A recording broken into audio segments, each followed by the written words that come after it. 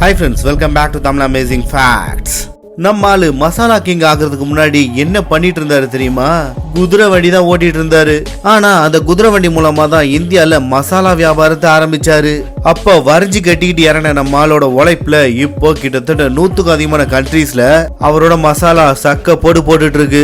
ஆனா இந்த உழைப்பு ரொம்ப ஈஸியா கிடைக்கல. பாகிஸ்தான்ல பிறந்த தனம்பால் குலாட்டி 5 வயசுலயே அவர் ஸ்கூல் போறதை நிறுத்திட்டு அவங்க அப்பாவோட மசாலா பிசினஸ்ல இறங்கிட்டாரு. அதுக்கப்புறம் பாகிஸ்தானும் இந்தியாவும் பிரிஞ்சதுக்கு அப்புறம் நம்மால இந்தியா பக்கம் வந்துட்டாரு. அதுக்கப்புறம் பயங்கரமா போராடி புதுசா கண்டுபிடிச்சு இப்போ 150 ப்ராடக்ட்டை வித்துட்டு இருக்காரு. இதனால வருஷத்துக்கு நம்மால அசால்ட்டா 4.2 பில்லியன் சம்பாதிக்கிறாரு. இதே மாதிரியான கதை தான் டாட்டாதும் ஹல்திகிராம்ஸும். ஸ்டார்டிங்ல நடத்த கூட முடியாம மூடுற நிலைமையில இருந்தவங்க இப்போ உலகம் ஃபுல்லா இருக்கிற எல்லா நாட்டிலையும் கொடி கட்டி பறந்துட்டு இருக்காங்க. இந்த மாதிரி நம்ம ஒரு ப்ராடக்ட்ஸ் இந்தியால ஃபேமஸ் ஆகுறது பெரிய விஷயம் கிடையாது. ஆனா நம்ம ஒரு ப்ராடக்ட் வேர்ல்டு வைஸ் ஃபேமஸ் ஆகுறது ரொம்ப பெரிய விஷயம் தானே. அந்த மாதிரி வேர்ல்டு வைட் ரொம்ப ஃபேமஸா இருக்கிற இந்தியன் ப்ராடக்ட்ஸை பத்தி தான் நாம இன்னைக்கு இந்த வீடியோல பார்க்க போறோம். வணக்கம் போல இந்த வீடியோவும் வேற லெவல்ல இன்ட்ரெஸ்டிங்கா இருக்கும். ஸோ ஸ்கிப் பண்ணாம கடைசி வரைக்கும் பார்த்துட்டு பிடிச்சிருந்தா மறக்காம இந்த லைக் பட்டனை தட்டி விட்டுருங்க. Number 1, Peter England. Peter England அயர்லாந்துல இருக்கிற லண்டன் டேரியில தான் உருவாச்சு.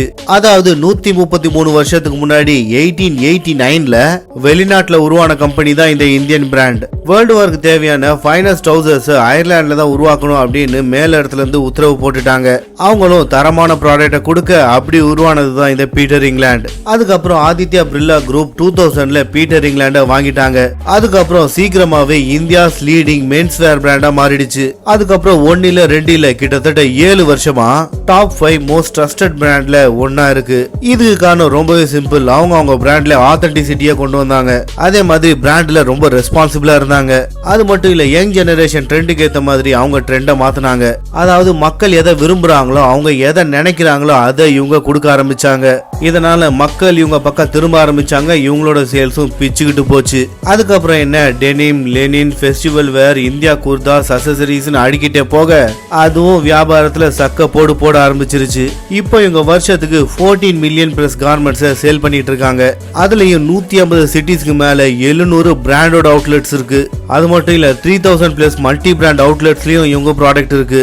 அதனால பேர் என்னவோ வெளிநாட்டுக்காரன் வச்சதுதான். ஆனா இப்போ இது இந்தியனோட ப்ராடக்ட், அதாவது இந்தியன் பிராண்டோடது. நம்பர் 2, ஹல்திராம்ஸ். நீங்க வேணா வெளிநாட்டு கம்பெனியோட லேச சாப்பிடலாம். ஆனா உலகம் ஃபுல்லா இந்தியன் பிராண்டோட ஹல்திராம்ஸை தான் விரும்பி சாப்பிடுறாங்க. ஏன்னா ஹல்திராம்ஸ் உலகத்துல 80 பிளஸ் கண்ட்ரீஸ்ல அவங்களோட ப்ராடக்ட்ஸை வித்துட்டு இருக்காங்க. ஹல்திராம்ஸோட கதை ஆரம்பிச்சது 1937ல. நம்ம ஆளு ஸ்டார்டிங்ல ராஜஸ்தான்ல ஒரு சின்ன கடையில தான் வியாபாரத்தை ஆரம்பிச்சிருக்காரு. அவரோட பேர் தான் கங்கா பிஷன் அகர்வால். இவரை வீட்டுல செல்லமா ஹல்திராம்ஜின்னு கூப்பிடுவாங்களாம். இவரோட மெயின் பிசினஸ்ல வர வருமானம் பத்தாம இருந்திருக்கு. அதனால சைட் பிசினஸ் ஒன்னு ஆரம்பிக்கலாம்னு நினைச்சு உருவானதுதான் இந்த ஹல்திராம்ஸ். அதுக்கப்புறம் அதை வீடு வீடா கொண்டு போய் விற்க ஆரம்பிச்சிருக்காரு. இது நல்லா பிக்கப் எடுக்க 1970ல ஃபர்ஸ்ட் மேனுஃபேக்சரிங் யூனிட்டை கொல்கத்தால ஆரம்பிக்கிறாரு. அதுக்கப்புறம் செகண்ட் பிளான்ட்டை ஜெய்ப்பூர்லயும், தேர்ட் பிளான்ட்டை டெல்லிலயும் ஆரம்பிச்சிட்டாரு. அந்த டைம் தான் நம்ம ஆளு நேஷனல் லெவல்ல இருந்து இன்டர்நேஷனல் லெவலுக்கு மாறின காலம். இப்ப ஹல்திராம்ஸ்ல பருப்பு, சிப்ஸ், ஸ்வீட், பிஸ்கெட், சர்பத்து, பிக்கல், குலாப் ஜாமுன், புஜியா, பப்பட் மாதிரி கிட்டத்தட்ட 410 ப்ராடக்ட்ஸ் இருக்கு. இந்த எல்லா ப்ராடக்ட்ஸும் எங்கேயும் கிடைக்கும், வெளிநாட்டிலும் கிடைக்கும். இந்த பிராண்டோட 2022 ரெவென்யூ மட்டுமே கிட்டத்தட்ட $1 பில்லியன். அதோட நெட் ப்ராஃபிட் கிட்டத்தட்ட $150 மில்லியன். அதே மாதிரி பிராண்ட் வேல்யூவும் கிட்டத்தட்ட $100 மில்லியன் மாறிடுச்சு. நம்பர் 3, பார்லிஜி.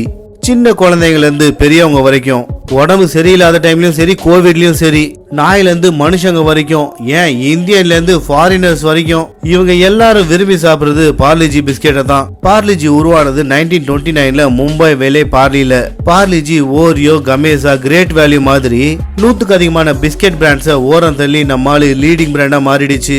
அதுலயும் இந்தியால இருக்க மக்களோட மனசை ஜெயிச்சு எல்லாரோட வீட்லயும் பூந்துருச்சு. அதுக்கப்புறம் என்ன, வெளிநாட்டுலயும் அதோட வியாபாரத்தை பெருக ஆரம்பிச்சுட்டாங்க.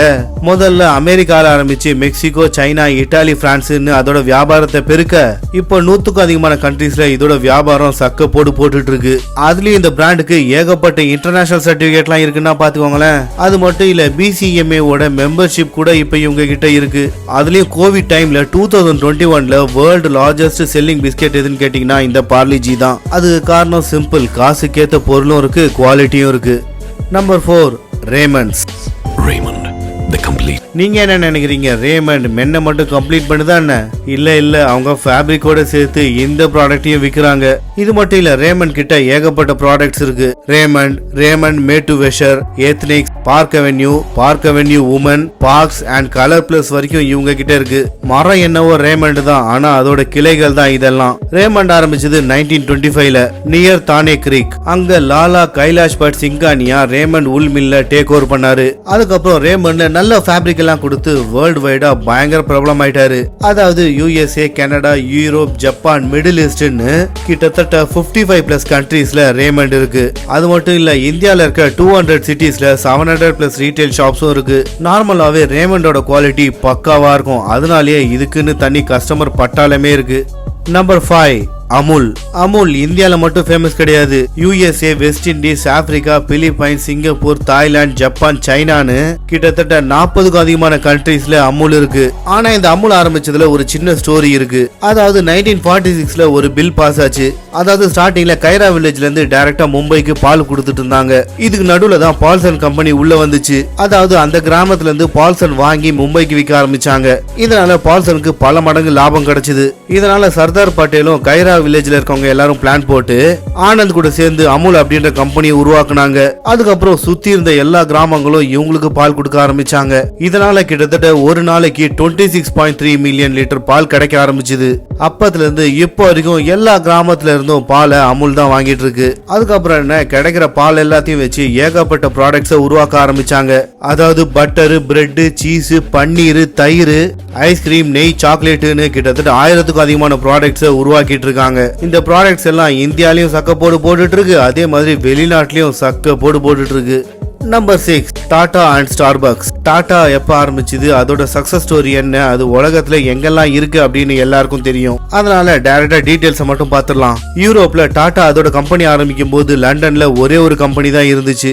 ஆனா இப்போ அங்க கிட்டத்தட்ட 19 கம்பெனிஸ் இருக்கு. அதுல 60,000+ எம்ப்ளாயீஸ் ஒர்க் பண்றாங்க. அது மட்டும் இல்ல, உலகத்துல டாடா 6 கான்டினென்ட்லயும் இருக்கு. அதாவது கிட்டத்தட்ட 100க்கு அதிகமான கண்ட்ரீஸ்ல டாடா இருக்கு. இது எல்லாத்தையும் ஆரம்பிச்சது ஜம்ஷெட்ஜி நுசர்வான்ஜி டாடா. அவர் உயிரோட இருக்கும்போது இந்தியாவை தவிர சைனாலையும் இங்கிலாந்துலயும் கம்பெனி ஆரம்பிச்சிட்டாரு. அதுக்கப்புறம் அவரோட பையன் உலகம் ஃபுல்லா டாடாவை ஒரு பெரிய பிராண்டா மாத்திட்டாரு. எக்ஸாம்பிளுக்கு சொல்லணும்னா டாடா மோட்டார்ஸ் ஜாகுவாரையும் லேண்ட் ரோவரையும் வாங்கிடுச்சு. டாடா கெமிக்கல்ஸ் யூகேல ஒரு கம்பெனியை வாங்கிட்டாங்க. அது மட்டும் இல்ல, சவுத் கொரியால டாடா மோட்டார்ஸ் டேவோ மோட்டார்ஸையும் வாங்கிட்டாங்க. அதுக்கப்புறம் டாடா ஸ்டீல் சிங்கப்பூர்ல நாட் ஸ்டீல் அண்ட் தாய்லாந்துல மில்லேனியம் ஸ்டீலையும் வாங்கிட்டாங்க. அவ்வளோ ஏன் Titan, Tyco global network, 8 o'clock coffee எல்லாமே டாடாவோடது தான். இந்த மாதிரி ஏகப்பட்ட கம்பெனிஸை உலகம் ஃபுல்லா வாங்கி நம்ம நாட்டோட பெருமையை உலகம் ஃபுல்லா கொண்டு போய் சேர்த்திருக்காங்க. டாடா மாதிரி இன்னொரு கம்பெனி உலகம் ஃபுல்லா அவங்களோட கம்பெனியை பெருசாக்குனாங்க. அதுதான் ஸ்டார்பக்ஸ். இந்த கம்பெனி இந்த 3 ஃப்ரெண்ட்ஸும் சேர்ந்து 1971ல உருவாக்குனாங்க. ஸ்டார்டிங்ல சின்ன காஃபி பிசினஸ் ஆரம்பிச்சவங்க இப்ப 35,711 ஸ்டார்பக்ஸ் அவுட்லெட்டை வச்சிருக்காங்க. ஸ்டார்பக்ஸ் அவங்களுக்குன்னு தனி காஃபி ஃபார்மே வச்சிருக்காங்க. அந்த ஃபார்ம்ல இருந்து வர காஃபி கோட்டை தான் உலகத்துல இருக்க எல்லா அவுட்லெட்டுக்கும் போகும். இவங்க வியாபாரத்தை மட்டும் பெருக்கிறது இல்ல, கம்யூனிட்டியை பில்ட் பண்றது கூட ஹெல்ப் பண்றாங்க. அதாவது ரூரல்ல இருக்கவங்கள வேலைக்கு எடுக்கிறது, ஏதாவது குறைபாடு இருந்தா அவங்கள மெயினா வேலைக்கு எடுக்கிறதுன்னு பல ஹெல்ப் பண்ணிட்டு இருக்காங்க.